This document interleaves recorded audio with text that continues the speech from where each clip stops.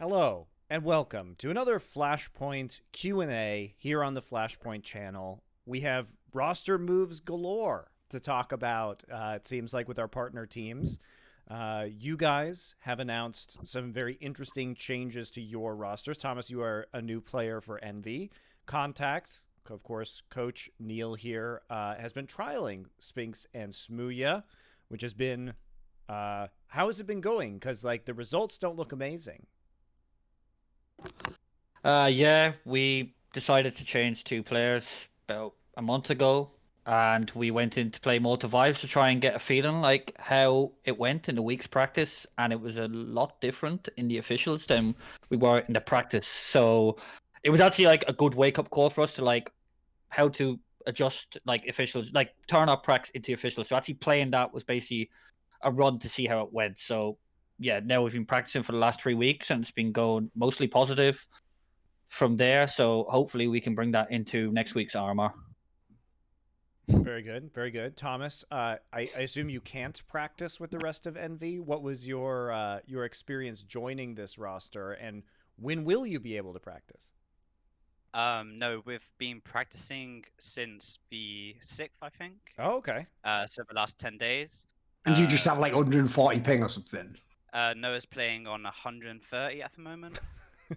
Okay. But, you know, in Quality. practice. Just step up. Yeah, just a bit. But, I'm yeah. sorry, Thorin, you're wrong. It's actually 130 ping. But yeah, we're showing up pretty well in practice at the moment. Ping hasn't been a massive issue for us at the moment. All right, But we fucking should be- onliner. 130 pings. It's not a big a deal for me, actually. That's all right. That's what the Russians play with, some of them. It's true. True. It's okay. Well, they also play with coaches watching the other team, so you know you trade A the lot of people ping for the nowadays, to be cheating. fair, Monty, so, you know. For all we know, Neil in here might be fucking sweating like a Pepe frog right now. We never know. We never know what's coming up. We never know what's coming up. Nah, I'm good. I'm definitely good. That's for sure. It is a bit like I would like if they would kind of just make an actual announcement. So like, I think Suzonic said it or something like that. That people are saying to him, "Oh, maybe you're in like you're doing it in the past and stuff like that." So it would be nice if they Oh, of just course. announce. Yeah. Yeah, I mean, I know I'm safe, so it's okay. But I'm surprised with some of the people that have Sure. like been come out. Like some of them are my friends, and I was really surprised. Two of them. Personally, I was surprised about the Twister one because I really respect him as a coach, and he's a Sure. really good guy. I mean, I know it's one game, but he still cheated, so it's kind of really bad. But yeah, surprising the amount of people that have been caught out, basically. Well, I mean, they want to give people, I think, time to confess first. You know, at least before the mass inquisition comes down, that you have a chance to repent for your sins and be honest about it prior to them. And also, I'm sure they want to be very thorough and sure about what they're doing and plenty of games to review. I mean, I think that's corrupt as fuck, personally. Like the people who got banned already, like Dead didn't get a chance to confess. I mean, true. After the fact, he should have got an extra punishment for lying, but I don't understand that logic at all. It's like, right, so the first three murderers, you all get the death penalty. Anyone who comes forwards about a murder, you just get like time in prison. Like, what the fuck is that shit? Like, it has to be the same precedent for everyone, otherwise it's unfair. I agree. I think that's bullshit, personally, especially because they're going through the demos anyway. Like, the only logic to me for letting people off is if it was like one of those things where it's like really hard to catch you or something, or like, you know, like it's like I don't, all I can, as far as I can tell, all they do is just like sit, like, you just know they cheated like a week in advance. Like, what was that? You didn't say sorry at the time, so burn in the fucking pit, mate. That's what I say. But anyway, I believe in rehabilitation after the prison sentence. You know, I mean, what about that Andy Dufresne? He never went back to prison. The system works. That's all I'm saying. The system works. We'll see if it works in esports now that Swag and Steel and AZK and those guys are in Valorant. This is their second chance. We'll see if rehabilitation is in fact possible. Let's talk about some of these questions. So, Thomas, why did you pick Envy? I'm sure you had other offers. Also, why did you leave Endpoint? So we had a couple of things which were happening in Endpoint, which I kind of personally wanted to take a step back after a couple little things. But when I was looking for opportunities, I had quite a few. I probably should have. People would have said to take other roster moves, but I actually really do believe in the project MVR going in. I believe in the players. I think some people do give them a lot of stick about their past performances, but my view is that this is going to be a completely new lineup. It's going to be like a start of a brand new journey for everyone, and I think that we have quite a lot of potential because we have sort of like the right puzzle pieces now to not only develop but to reach new highs, and I'm really excited about that. Wait a minute. When you say that, like the implication there is that you basically got bigger name offers than Envy, but you chose Envy. Like, listen, obviously you might not want to reveal who they are. Like, you might want to keep that, like, privileged information. But just tell me this: it wasn't anything crazy. Like, you didn't turn down like FaZe Clan or something, did you? Oh no, not right. FaZe. Okay. So it was like a debatable one where you just chose this path over this one. Yeah, it wasn't like you had like an enormous offer and you just said no and fuck it, I want Envy. It depends how it goes. There you go. All right. Well, forthcoming next year in the tell-all interview when he leaves Envy, we'll reveal who he could have joined. Right? You never know. Yeah, that's true. Yeah. What role are you playing on the team? Is another question, Thomas. I'm playing like second entry, and sort of like a support role. I think at the moment I'm trying to really help the team with the communication and also like mid-round strategy. Like I've basically been talking a lot in the team, and also making a lot of room for other players to make their frags where they thrive. So yeah. I noticed your boy Neil didn't bother giving you the fucking offer to contact, did he? He was just like, all right, sorry. So I'm talking to Smooya in half an hour, actually. Yes. Oh, you want to join the team, right? Oh, fucking hell. So, yeah, what's that hookup, Neil? What the fuck? Where's the UK scene? What's this? You just abandoned us all. Don't do me out like that. Are you asking an Irish person to prop up the UK scene? That's very offensive. His dad's from the UK. He plays a game where he plants bombs. He writes the fucking jokes himself, mate. I don't even I was actually born in the UK. My mom is English and my dad is Irish. So there we go. See, I told you I believe in rehabilitation. You can come back anytime. You paid your debt to society. So along the lines of roles, Neil, were there any roster role changes for you with Spinx and Smooya? There must have been, surely. Yeah, we put Smooya kind of. See, it's difficult with Owen because he's actually the second AWPer in the team. So we're trying to make like the maps like Train, Dust 2, try to be our main maps, for example. Sure. And we tried Smooya on the sides, but we feel like more maybe him in the pack will be better because he's like a good second voice in the team and helps Marco Snappy a lot with like ideas and stuff like that. So we tried to put him more in the pack now on some maps, if we can. But it has been a bit difficult doing roles. But to be honest, in our last lineup, we also had a lot of problems with roles. For example, like I'll be brutally honest, it was very hard to fit Ships and Esperanto together in a team. That's why we decided to bench Ships, because it was kind of one or the other to actually get more progress in our team. And we wanted to get a new direction. So we decided on getting Smooya, even though his main position is up. He's a very hard-working guy. And I felt like that's what we kind of lacked in this team, to be honest. Like on LAN, we are a better team, but online, the hunger wasn't there, and we needed to change that because we got RMR and Flashpoint 2, and the results that we had in the last 6 months are not acceptable. So getting someone like Smooya and Spinx, who are both hungry players, we can make the roles work on most maps, to be honest, to be a successful team that we've been brought in to do.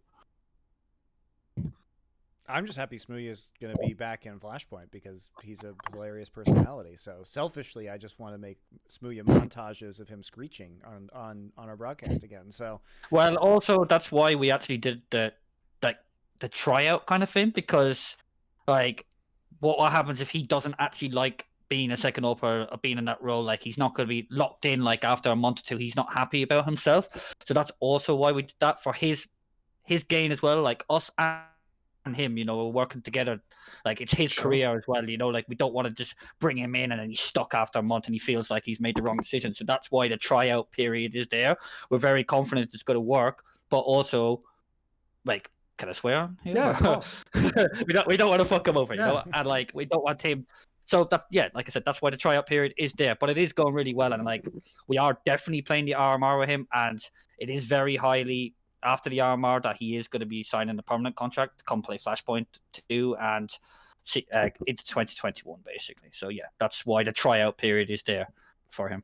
You guys He's are also a really... way better player than his reputation. You know, like he's just had a lot of problems, hasn't he? But he's actually a banging player, so yeah. Yeah, he's an amazing talent and very hard working, and he takes no shit. That's like the most, like, a really good thing about him is he wants to win, right? He's not there to collect a paycheck. He's there for results. And if he sees someone else in the team that's not putting in 100%, he will say it to that guy and say, like, why are you not doing this? What's the reason? We're all here to work. So if I'm here to work, you come here to work as well, which is, again, another huge point in why we wanted to bring him into the team, because I know personally he is like that. So yeah, he brings a lot of positives to our team, and like, to the public that say, oh, we're just trying him out, that, like I said, when they go, that's the reason it was a tryout for both sides, not just not us thinking, oh, is he good enough, we'll try him out. It was to see if he's happy with us as well, then us being happy with him, you know. So yeah, he's a great guy to have. He's kind of an unknown player. How did you land on this guy as a possible addition to your roster?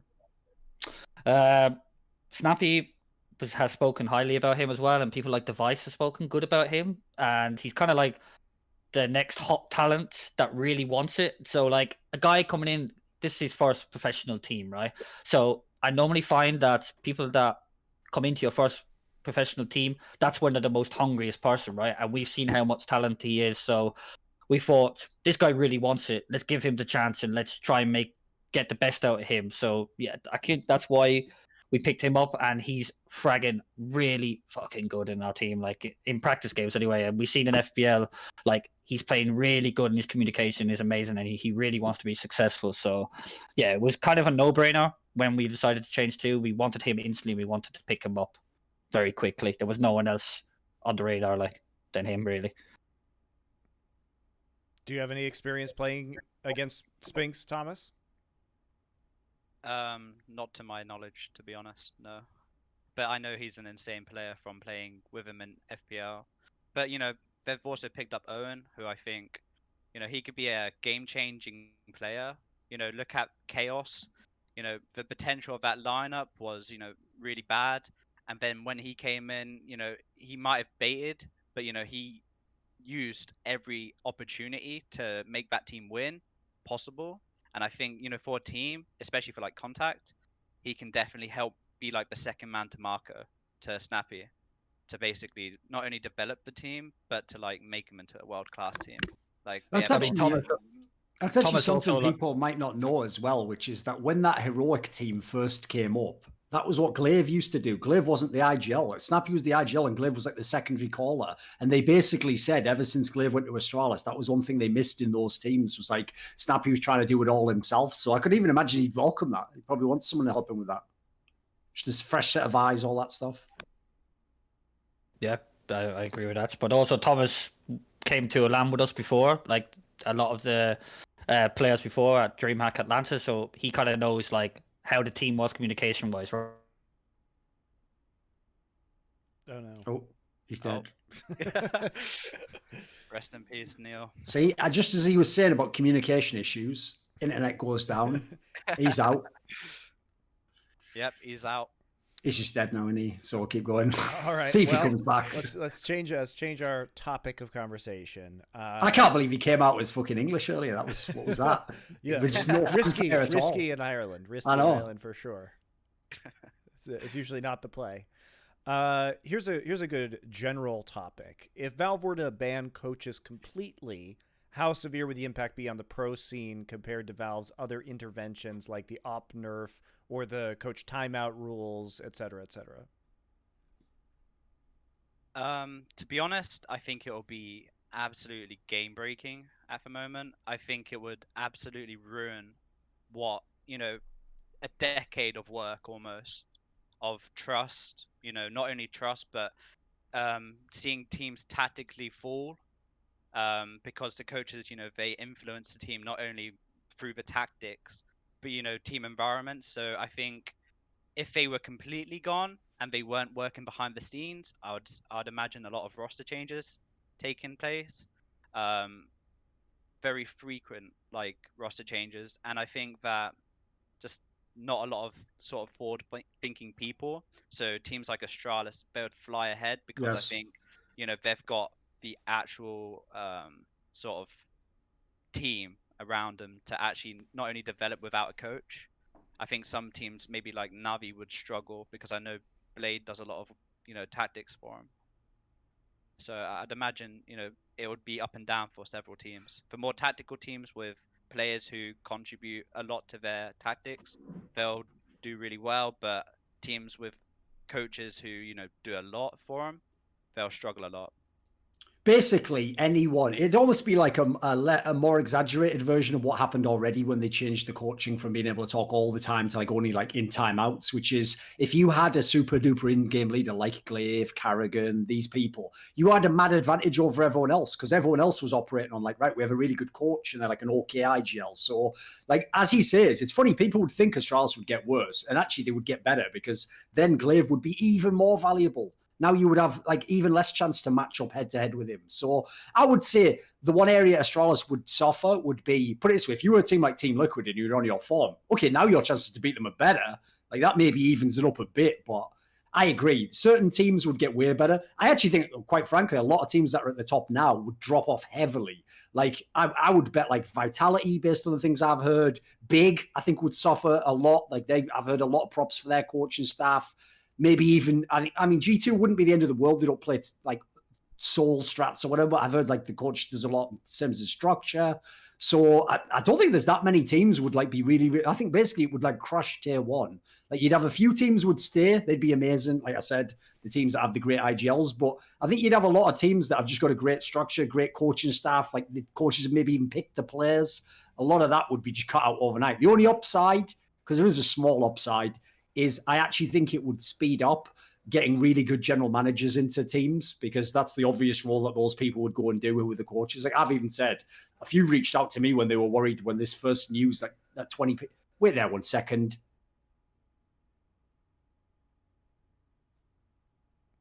That was just a sound that was annoying me. Right. So yeah, anyway, basically, like a lot of those people I think would switch and become general managers and just build teams. But that isn't the same as coaching them, obviously. Like, you can't replace that. Like the experience that some of these people have. It's like some of them have like 5 years coaching experience. You're not going to replace that no matter how much you try and get the players to take up the slack, I think. Well, for me, it would be kind of disappointing just because when we think about, like you guys are saying, yes, it would increase the premium on good IGLs, but there's already a huge premium on good IGLs, right? And I feel like it's interesting to have coaching potentially balance out some of that on certain teams. It gives other ways to develop rosters, and eliminating that just makes the IGLs even more valuable than they already are, right? So I think it would make team building a little bit more one-dimensional. Yeah, 100%. I think that, IGLs right now, definitely the people who can not only think on the move, but frag on the move as well, they will become super valuable. They already are in the entire scene, but I definitely think that, banning coaches could become a very bad thing, and I hope it doesn't take place, personally. Speaking of coaches, for you, Thomas, what's the difference in coaching by Kubin versus Ross R, if you could compare their styles or your experiences so far? By the way, just as an aside, maybe if we try like changing the server, like Neil will be able to connect or something, we should try that. No, because it does say US West at the moment. Oh, he's back. My internet went down. I don't know what. Oh, there we go. It wasn't the server's Try turning your fault. camera on. My internet. Okay. My internet never goes down. That's the first time this year my internet's there we gone go. down. So It's strange. all right. Anyway, Any thoughts, by the way? I mean, listen, we were just asking before, like, if the Valve removes the coaching rule entirely, like that you just can't have coaches, they ban them all. Like, what do you think the impact would be on CS? I mean, maybe this is stupid of me saying, but like, why can't they just bring a referee into, like communication, like on TeamSpeak or whatever, Discord, whatever people use, and they can like the coaches can't talk unless it's freeze time, like LAN, right? So, like, why can't they Okay. do that? Like, Other referees do that in other esports, like in League of That's Legends. what I thought, yeah. There are people who are in comms just to make sure. I think it's a That's good what I thought. compromise. Yeah, but the problem here we're assuming is like, listen, it's not like Valve's not going to sit down and think that way. Like the assumption is they're just going to be so pissed if like 40 people cheated that they're just going to say, right, just fucking kill the whole role. That's just the way they do it. They're like heavy-handed. Like I always say, don't ever make out like Valve are like the fucking good guys. Valve are like the parents that are just out all night, and then if they come back and you fucking smashed up all the toys on the floor, they just you can get the fucking, and they're like, that's so like this, and that's just make them great parents. I'm just saying it's way better than fucking Riot and Blizzard that are just the ones who are like fucking like they've got you in like a cult like religion and shit, like pray every day or like, you know, there's no, all I'm saying is there's no good actors in this community. Come on. But like, I do think it would be really bad though. Like, I didn't answer the question properly. Like, I just thought it would be really bad if that happens. You know, they get rid of the whole coaching thing online. Like, just because some people, like scummy people, like I really think some people that did it on a lot of maps are scum. Like, it's really bad. Like, why should other people get affected by them exploiting a bug that Valve like screwed up on? You know, it's not my fault, is to say, or not any coach's fault. It's a Valve bug. It's not like, Yeah, of course. you know what I mean? It's not like, it's different if I don't know, if I downloaded a cheat or something like that. You know, it's like, does that mean all the coaches should be screwed over because I downloaded the cheat? I'm the one that should get fucked, right, and kicked out and like named and shamed. You know what I mean? And then yet Sure. we keep going. You know, but I do think the rule of having the referee on TeamSpeak and the coaches don't talk during the round, like on LAN, would be a really good thing to have in CS. Clearly, It would cut out all this money thing. You know, there's a thing like on HLTV where you can see the coaches can see the other team's money on the next round. They pause just to see that. You know, that would get rid of that as well. Clearly, I think the move is for a bunch of players to be caught cheating because they can't actually ban the player role. So if we do these things simultaneously, then I think that should just cancel each other out, right? They won't be able to ban everybody. They'll just ban the bad actors in that case, right? That's actually funny. That's true though. It is true. Like, I mean, if you think about it in that Flash context, was ahead of the it game does all make it along. seem super ridiculous, right? Like if they caught the players cheating, they wouldn't ban playing the game. So I think you just have to from that perspective just say, okay, well, just the bad actors in this case. It's also, I mean, I don't think Valve is to blame for people exploiting the bug, but like that bug seems like it was around for a really, really long time, and I think they do have to take some level of responsibility for allowing it to exist in the game for literally years, right? yeah, correct, indeed. I mean, I didn't even know about it until 2 months ago. It kept popping up basically on every practice game. If you win a round, then you lose a round, then you get the bug basically. So like, teams had to pause every like round to fix it and stuff like that. Or if you just click like player number 2 are fixed, but I didn't know it was happening, and I don't think a lot of coaches knew it was happening in 2017, 2018, for example. So it just happened. You have to got win a more round popular. for that to happen, right, Neil M? Basically, Contact win the first round, Envy win the second round. It's just a joke. I get the It's just bug. a joke. No.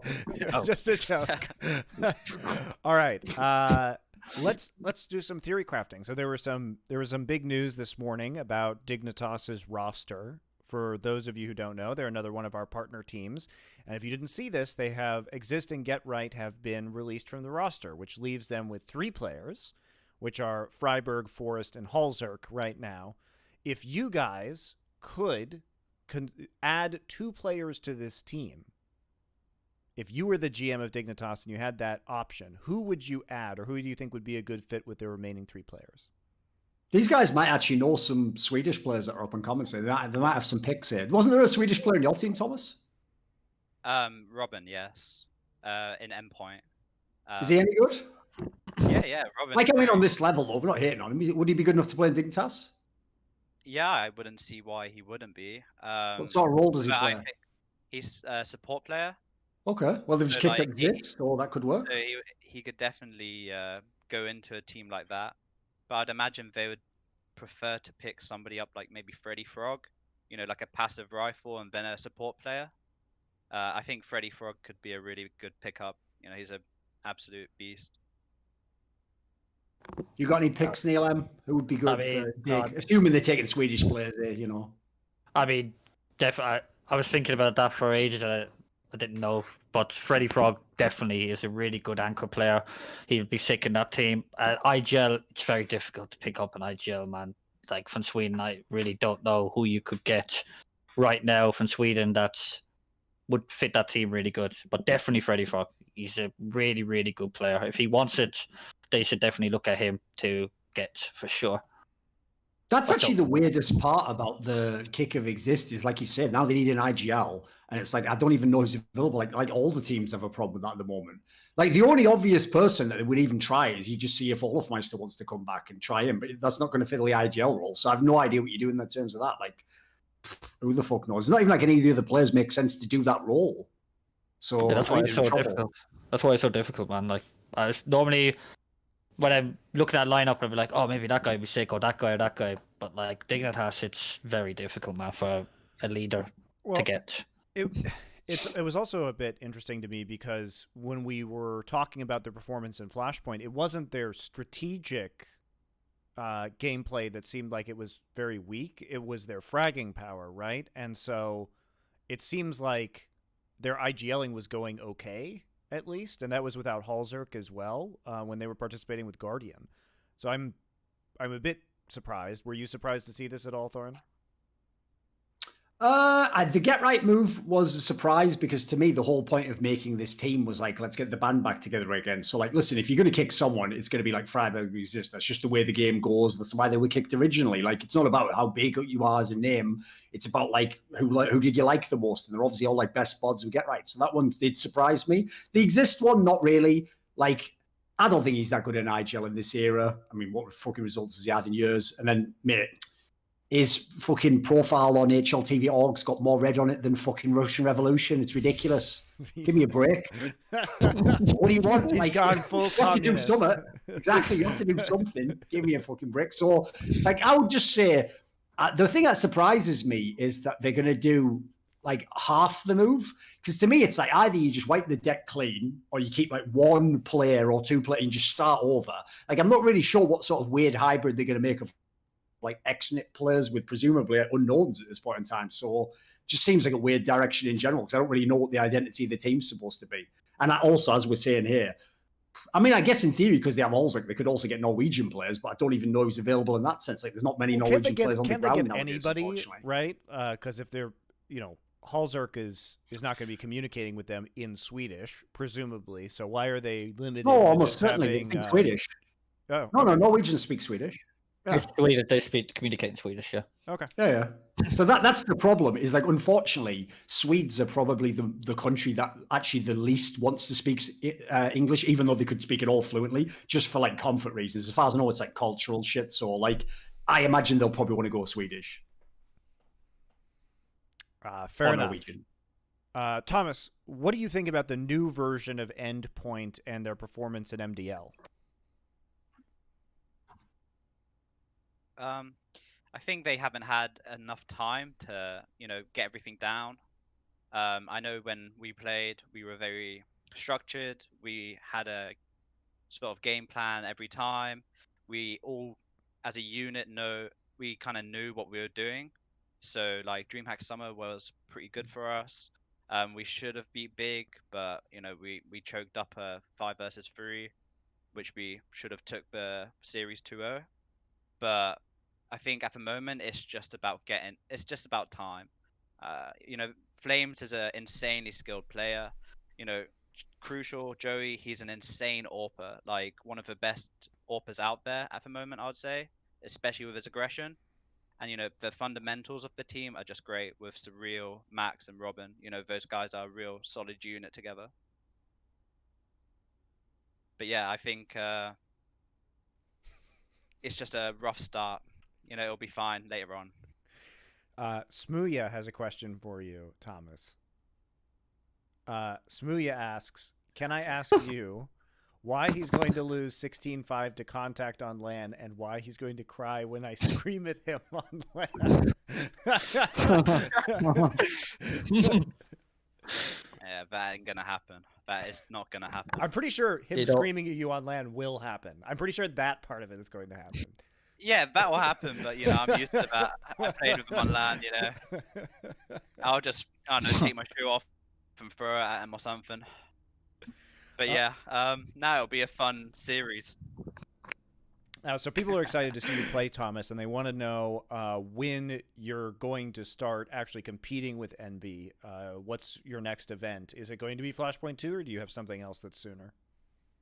I think the plan is to play some tournaments online, maybe late October or mid-October.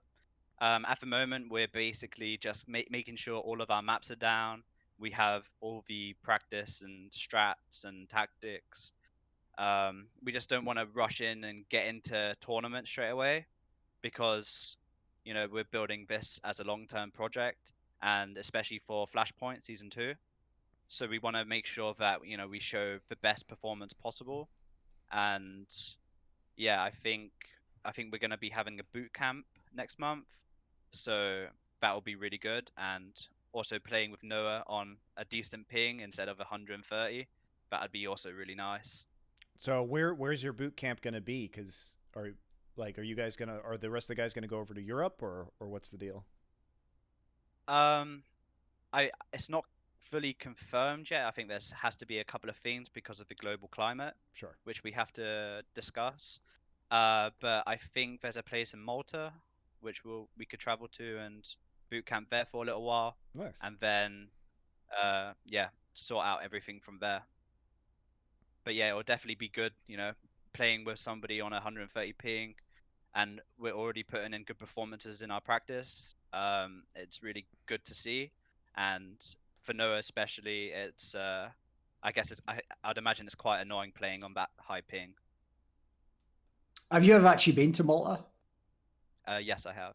Did you go for one of those tournaments or on holiday or what? Just holiday. All right, it's pretty cool actually as a spot. 'Cause if people don't know, it's basically like if you took like Sicily, but then just made it British. Like it has like all the fucking British brands in the shops and everything. You can buy like Iron Brew, everything, all the good shit. Yep, it's fantastic. It's a nice place. It's pretty legit, yeah. Except that Henry G lives there now, but whatever. Just stay away from him. He's asked for more. Mate, I tell you what, you can tell he's just been climbing up the fucking walls without Chad and Machine and them because they're obviously in Germany for months, right? Because if you look on his Instagram, every day he's posting stories where he looks like he's in like fucking prison working out, like doing like he put like 1,000 pull-ups every single day. It's like, what are you doing, mate? You're gonna kill someone when you get out. Like you can general managing, bro. You can also like tell. 2 a.m. Is it like 2 a.m. as well? He's doing. Yeah, dude, he looks like Edward Norton in American History X or something. You could also tell from our Flashpoint Q&A last week with Henry, which you guys can go watch, is that he hasn't talked to anybody in like months. So he was like incredibly like manic, and you can see he really is just going crazy in Malta. So yeah, you guys can go chat with him and save him. Go take him out. By the for a way, drink. people said if you go back on the VOD that when I bring up, because obviously I was making fun by like bringing up the fact that like it's obvious that Alex is joining, apparently he just starts getting really nervous and like touching his face and then like drinking water like really dodgy because it's just like because he's one of those people who just can't lie like that. He would be the worst poker player ever. He has no ability to bluff at all. Everything's on his on his face. I mean, let's see here. Here's a good question. With Nifty, Kubin, and Legia on the same team, is the team in danger of having too many cooks in the kitchen? How are your comms? Too many coaches / IGLs? I think at the moment we've found a good way to, make sure that people have opportunities to say what they think. We're very passive. We're able to utilize, the tact pauses to discuss ideas. The game plan at the start of a round is set out so, comms aren't overdone, so everyone's on the same page. So I see no problem. All I see is massive advantages. You got experience from Virtus Pro, big. You've got a lot of different ideas on how to play, which come together in our sort of like tactics, which I think is like great because you can change up the style of play quite often, and you have a wealth of experience with all of that. But yeah. Smooya, you can come on the show next week if you want to. We'd be happy to have you on and discuss. Yeah, exactly. All you have to do, mate, is just stop being a pussy and just say yes when the guy asks you. So that's the way we normally work it. What's the update on the partnership? Going for 8 partners, or will it be 10 partners? 8 partners probably for the rest of this year. To give you guys an update, we're still planning to go in November for Flashpoint 2, so that's there. Somebody asked very early on about what Thorin and I were tweeting about graffiti artists. We're just looking for, in general, if you happen to know anybody who does graffiti or street art style, we're looking to contract somebody potentially to do broadcast animations and graphics for us, probably part of a hype video and some other stuff for Flashpoint 2. So we're trying to see what's out there and see if we can find somebody good to do that. So that's a little bit more specific. Smooya wants to know how Train is looking for you guys in practice on Endpoint. I mean, they haven't got any fucking good offers, so it's not going to be great, is it? Let's be real. I know why he's saying that, because we practice one Train. Fair enough. Whatever. A bit of work to do on that, Matt. That's all I'm gonna say on it. I think you got lucky this time, but next time, he'll be crying because he won't have that second AWP out. Thorin tweeted out vaguely saying that EPL teams could join. Of course they can. Yeah. I didn't say vaguely. I literally said EPL teams can join and contact this person if you want to join. So I don't know what you think vague is at that point in time, but could it really be any more direct? It's like how people on the internet call me passive aggressive when I'm literally just insulting people directly. I'm like, you don't even know what passive aggression is. I'm not leaving a note on the fridge here. I'm literally calling you shit right to your face right now, right?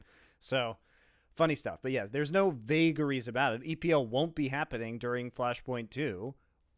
We've got qualifiers, guys. We've got qualifiers. EPL teams, more than happy to come take our money. Come take your $1 million. That's totally fine. Thomas and Neil M, they have to fight for it, They don't get it for free. Exactly. The best team is always good to have. So, whatever. Of course. Everybody is welcome to come play. That's the good thing about it. All right. MIBR still a partner team? Yes. Partner teams, they bought in. They share revenue. I have also talked to MIBR, and they say they will be fielding a roster for Flashpoint 2. So I assume they're hard at work on that. Wait a minute. Do you guys understand how buying things work? You can't just, it's not like fucking you can't just trade it in, and go, you know what, I've got a used Flashpoint spot here, willing to take 100k for it and fucking SNES. If you paid that money, you may as well just keep paying it at this point in time, be in the league. Just because they lost the lineup doesn't mean that they're not going to be in. I mean, I don't know if they'll be MIBR or what will happen to that. Who the fuck knows? But that's on them. As far as I know, they're going to still do a team. Yep. We're not ready to say where we are holding Flashpoint 2 yet. That announcement, I would guess, is probably going to come in. Because ESL will probably just fucking, do a bid and just take the fucking venue from us. So keep it secret. And what we'll do is we'll send out decoder rings and we'll all be up on the day, just so nothing could go wrong this time, boys. Twice bitten, all that shit. How is the relationship with the CSPPA going into the new season? I mean, we'll see. They seem to be trying to make. They seem to be trying to make a team ranking, so that's a good sign. Their first attempt was not amazing, but they appear to be going back to the drawing board. So I hope they figure that out. Let's see here. For Thomas, are you guys going to play more of a tactical style, considering you've opted for more experience / brains instead of firepower? When I look at the team, I think we actually have quite a lot of firepower. It's just a matter of how you use that firepower, because you look at teams like Astralis, they obviously have insane players, but the next level up from them is literally their teamwork. Everything is in sync when they play, their trades, their takes, their sort of tactics. So it makes it very easy for them to actually just stomp teams, because it's not about a lot of the stuff about their sort of firepower. It's more about their teamwork's just that good. The other team doesn't really stand a chance in certain situations, and I think our goal is to get that teamwork up to a good level, or a very good level, so we're able to not only play decently or good versus really good teams just on a base level, but to show up like with our tactics, to make sure that we're utilizing people like Michu and Calix, because they're absolutely nutty fraggers. They've played on some really good teams and they've performed, and knows a really good AWPer as well. So it's just about setting up each other and making sure that when we do something, everyone's got their back when they do that. So yeah, to answer your question, it's more about us using our teamwork to set up not only our star players, but to trade frag and everything. Fair enough. All right, let's see here. Other questions that are going. Is FPX still involved in Flashpoint? Yes, they are a partner team. We're not ready yet to talk about their roster potentially for Flashpoint 2. We will get to that, I promise, guys. Thoughts on mezii? Has there been news about mezii? Actually, he's a really good player. The player? Yes. Oh, you mean Yeah, is there a the UK CS player. player called this? Oh, I've never heard of him. Fair Yeah. enough. He's like Who's he play for? plays for Gamer Legion, but Okay. actually he was one of the people on the shortlist for us as well before he Alright. went to Gamer Legion. He's really good UK player. I know Endpoint were thinking of getting him when Thomas was going somewhere else as well. So he's like the next like person that after like Smooya and Thomas like to be that could make it into the EU scene basically. But he's a very hardworking guy, can take criticism, very mature, like watches a lot of demos, knows what CS is about team wise basically. So yeah, I really think like the next 6 months, 12 months he will be at the top basically. Well, top 20, top 10 maybe, something like that.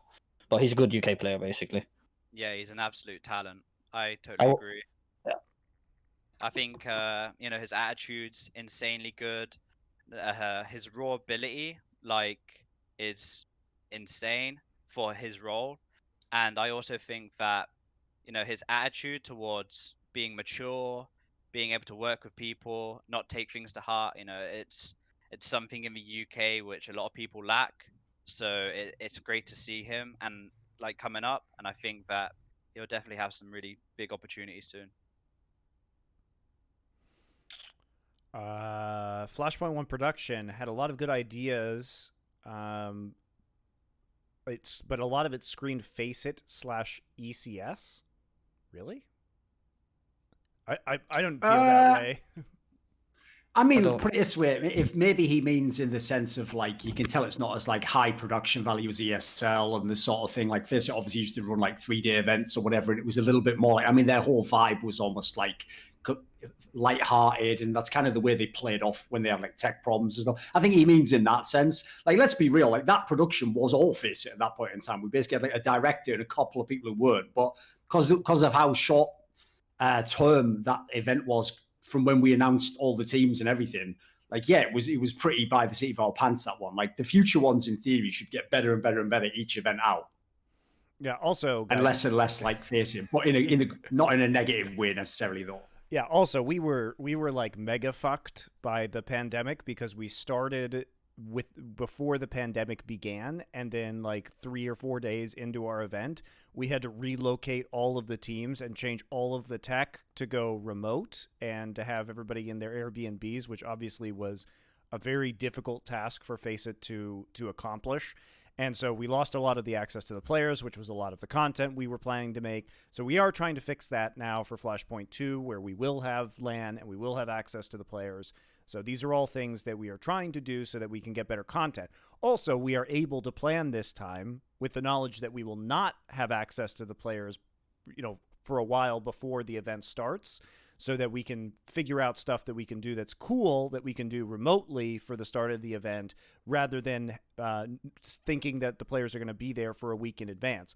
Which, if you think about what we made in the lead up to Flashpoint, all that content was very good. The player interviews, the hype video, everything like that. But it was only that once we got there and the players were removed, that those plans kind of went haywire. Hopefully that won't happen this time for Flashpoint 2, and we will have more consistent access to players to make content for this next event. Let's see here. Mezii is apparently in the chat.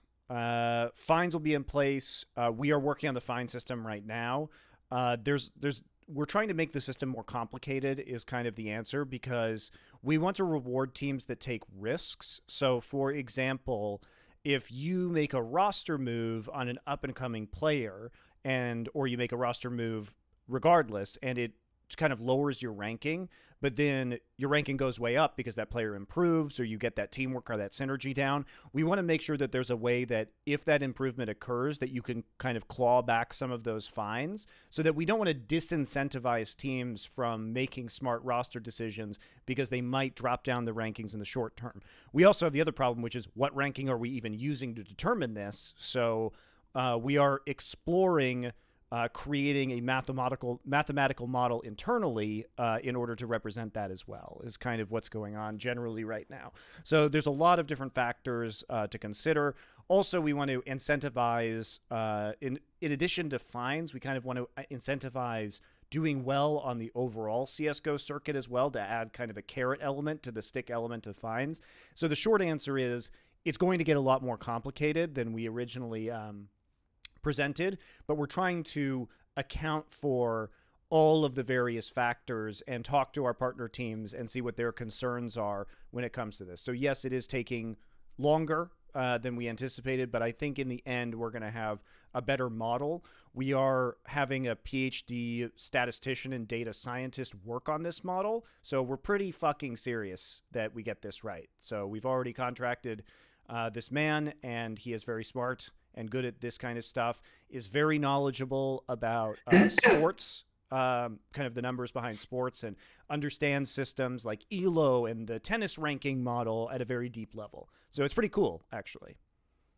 The key thing to point out is that this isn't supposed to be a ranking like the CSPPA one for a world ranking. It's a ranking for us, basically, to decide which teams get fined and what. And so, as we're saying, we're designing the whole ranking to be like, what sort of teams do we want in the league, and where do we want the teams to be at before, so that they don't get fined. So, for example, another thing that we're floating as well as part of the idea is it will take into account things like, what kind of audience draw do you bring?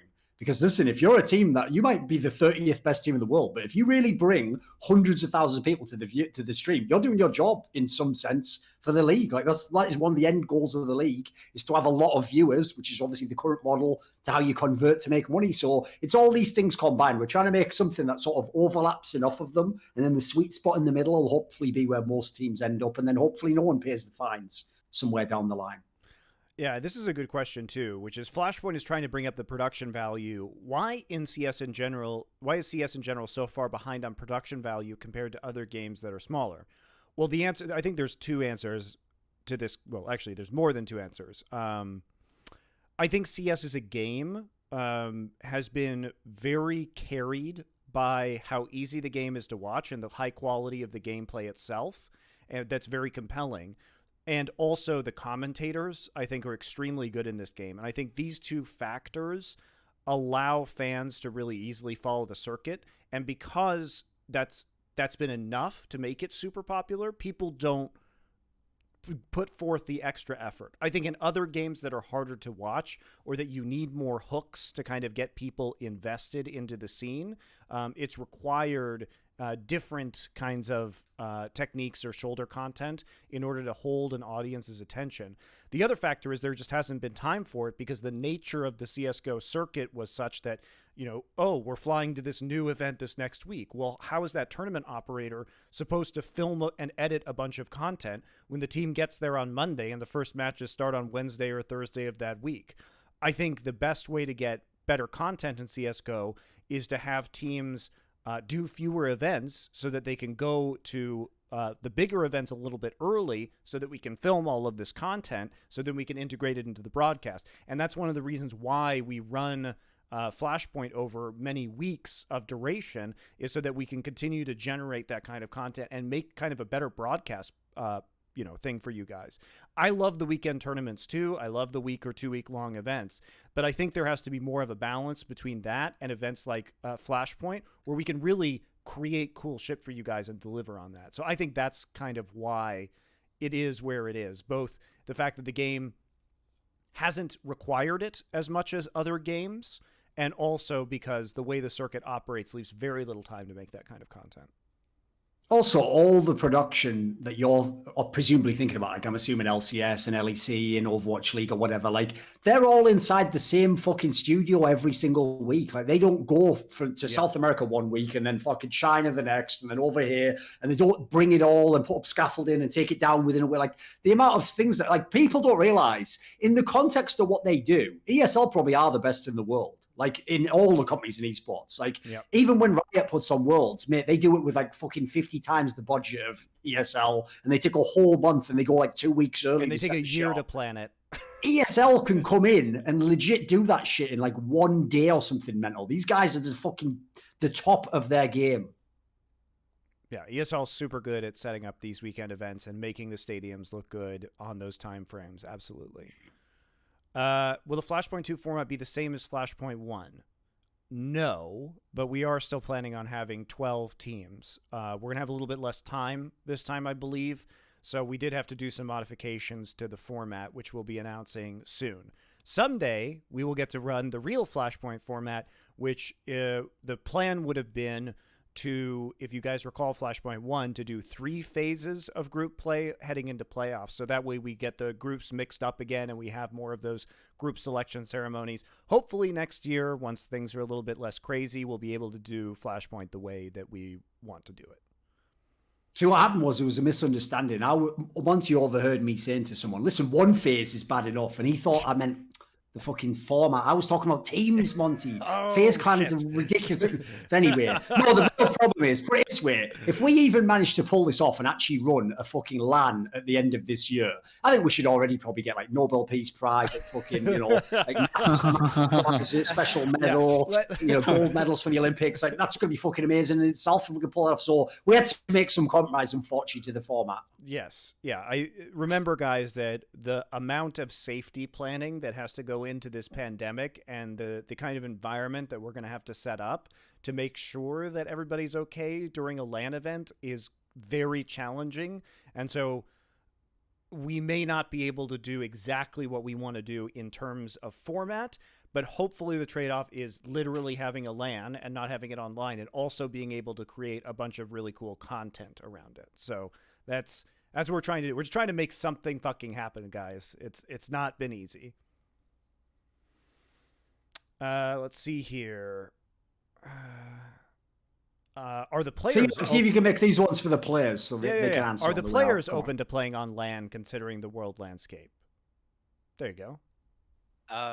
Yeah, I'm fine with it. And I think, we're going to go boot camp anyway, so I don't see much problem with it, personally. I think our team, we spoke about, and everyone would prefer to play in like a studio or land-based if it was possible. So I think we're definitely preferring that to online for sure. Doesn't matter the travel. You have the safety procedures and all that when you travel. So I think hopefully it'll be okay. Well, it will be okay, but yes, we prefer. Because we're gonna do a great job. Yes. We're gonna do a great job, Neil. It's gonna be exactly. Okay. We're confident on that one, that's for sure. Good answer. That's also the point. That's also, by the way, the point of the bubble system. Like the whole point is, the people who would be attending this LAN aren't high risk people. They're not people where like they're going to go and meet their family right after. So like all the quarantine and all that stuff, whatever mandates are there, will all be followed. Yeah, I'll tell you something about Flashpoint 1 that was like really good. So, for example, we flew on like the 13th of March, let's just say. It was around that, and then the 17th, no, maybe the 18th or 19th. This whole bang lockdown happened. No one expected it, right? When I was flying on the 13th of March, I did not expect 6 days later for the whole of LA to be put in. But the accommodation, the accommodation and like the support that we had out there when that happened was unbelievable by our org and the staff out there. Like we had 3 apartments in an area called Glendale, which is like zero crime, one of the nicest areas in LA. Like the treatment we had a PCs in the apartments. for like everybody, like 6 people. We had a separate apartment. So on match days, for example, we had our PCs in like the match day place, had set up, done within 1 hour, 2 hours. We had like food brought in, like, so we didn't have to leave the house. Like how quickly everything was set up by like staff and the org was unbelievable. So like that's I just wanted to say that it was really, really good. Like, Glad you had a good experience. Let's see here. Are you planning on making, this is a great question, I like this one. Are you planning on making some kind of GSL style titles like the Nesty Award or something like the Golden Pin for winning 3 GSLs, which of course goes back to StarCraft legacy of like the Golden Mouse for the OSL, like the Golden Handprints for 100 Pro League wins? I would love to do some of that stuff for Flashpoint. We've already kicked around some of the ideas for that. It's just a matter of some other issues have taken priority, but I think, especially if you talk to Thorin and me, especially Thorin, who loves the history of these games, figuring out ways to represent our own history in Flashpoint is going to be really important the more events that we do. Yeah. I mean, the other thing is, like, they're obvious ones, like with titles and stuff. Yeah, you can do something cool with that. Like, I think I would even like some sort of angle. Like, I'd have to figure out what the numbers would be for this to make it reasonable. But maybe because in the future, we hope that teams who stay in Flashpoint, like the good players, will play for many seasons and many years. Maybe you have something like, you know, if you're an AWPer and you get, I don't know what the number would be, 1,000 AWP kills. That's probably too many, actually. Maybe 500 in Flashpoint, then you get a badge that shows you are the best AWPer in Flash, you know, whatever the angle. Something like that. That's it. Basically, yeah, those are things we heavily want to do. Like, things we haven't been able to do yet because the first tournament was just put together so short term. But that's the sort of thing we are going to introduce. And we're going to make it like a focal point because, yeah, I think it's cool that you like honor players beyond just where your team plays. Like basically, if this had been 2 years ago and there was someone like Simple, just because he doesn't win the tournament doesn't mean you should get nothing. He's like by far the best player. So I want things that kind of like celebrate who the best player is, or MVP awards, all these sorts of things. I think a cool thing would be like a percentage of like T-side rounds, like pistol rounds, so like you're kind of crediting the leader on that as well would be quite cool to have, like something like you have like 57.3% of T rounds are won by this team on like this map, and this is the highest amount compared to 22.4% by some team, you know. So like something like that would be cool as well. I think it's different to like other things, I guess, and it's kind of crediting the leader, like I said, a little bit. Yeah, I think stats are another issue or like another area that Counter-Strike really needs to develop in. Compared to other esports, Counter-Strike's stats are really lacking, which is weird because there's so many cool stats I think you could theoretically make or be apply better in this game. Yeah, 100%. All right. For you guys, one last question. The online era of CS has hindered one of you and benefited the other, to Neil M. and Thomas. Why do you believe this has been? Has hindered? He believes that one of you has been hindered and one of you has been helped. I believe that would be you have been hindered, Neil, and Thomas. I would say we were. He's saying that we've hindered. Definitely, in my opinion, I don't want to make excuses and stuff like that. But like the last 4 months, like 2019, the last 4 months of that, we went to 4 lands, did playoffs, blah blah blah. Then we went into Flashpoint. We won the first game in the studio. Went to whole online phase. We were using a stand-in. We played with a stand-in. We came back from there 5 days late. Okay, so when we got to Flashpoint, we got announced that we were going to be playing the Road to Rio in America, and none of us knew about that. We're like, what the hell? Like, why have they announced us in America? What the hell? Then we came back from there 5 days later. We played back with Letney into Flashpoint. We had 0-7, like did horrendously bad. It kind of kicked the confidence really down for us. Like, how are we going to get back from here? We had a really bad 3 months. We didn't do good at Flashpoint either. Like mentally, that kind of screwed us. And then it just carried on from there. People lost motivation. We were having bad results. We didn't know where to come back from there. So this is why this change has come, to get the more good environment and hard working and actually wanted it really badly. This is the current situation. That's it. Like, you know, we got to get on with it. We're paid to be here. We're paid to put in results, and that's what we're going to do. So now it's a new kind of fresh start with Marco Snappy as our leader. And personally, I'm really confident that we can bring back to where Otto and SB had with Nexter and Hunter, for example, over that year. I think we can build to be that level again quickly with this 5. And Thomas, do you think you've been helped by the online era in terms of your own career? I don't think that's fair to say because we created the Endpoint roster in early January of this year, and we only had a month and a little bit to practice for DreamHack Anaheim. Yeah, DreamHack yeah. Anaheim. And basically, when we went to that event, no one really expected anything from us. We didn't really have that many online tournaments during that time, so we just practiced together. And at the time, we beat Forza at that LAN, and we took North to almost a third map. Probably should have been a third map in my eyes. But yeah, I think we've shown that we can play on LAN, especially when we played versus Forza when they were like 11th in the world. When they were like maybe just they peaked a bit before. Yeah, yeah.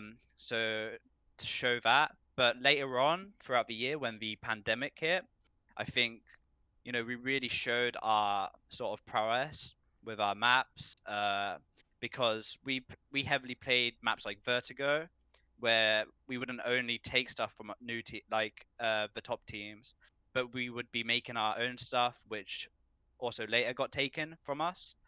But I definitely think we showed our skill, like individually and as a team. I think on ESL rankings we climbed to something like 25th, 20 set, like something around there.